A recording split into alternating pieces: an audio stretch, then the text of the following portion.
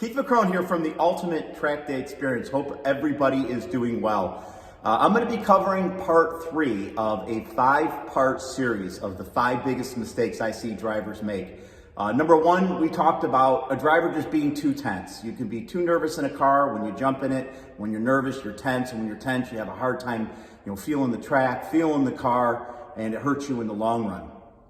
Number 2, we talked about going too fast too soon. Right? Doesn't matter if you're in a high-powered car or low-horsepower car. We tend to go too quick, too soon. It's better off taking our time, being a little patient, make sure we get the line, and then build the speed from there while holding the line.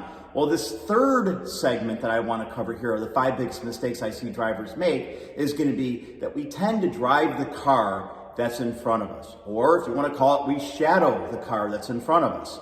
Now, we don't know who's driving that car in front of us. He may be new like us and he's may never been to that track. And oftentimes when we're following this individual, we tend to drive his car. So wherever he brakes, we brake. Wherever he turns, we turn. Depending on how much curb he uses is how much curb we use. So I want to caution you in doing that, especially if you're driving a car, say such as this right here. It obviously has brake lights on this. So you're going to be braking exactly where this individual brakes. I mean, if he brakes, you're going to be like, oh, I got to brake.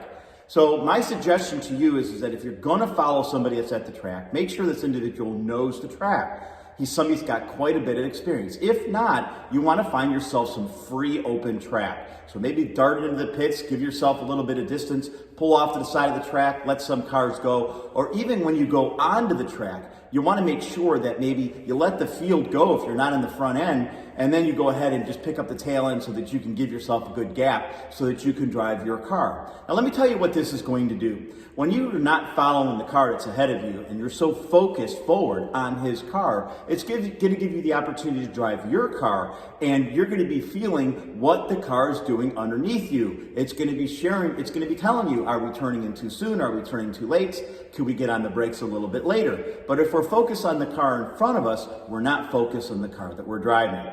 So I hope that you find that this tip is helpful for you. And if you have any questions, you can get a hold of us at info@utde.racing. And I look forward to sharing number 4 biggest mistakes I see drivers make tip with you next week. Thank you and have a great day.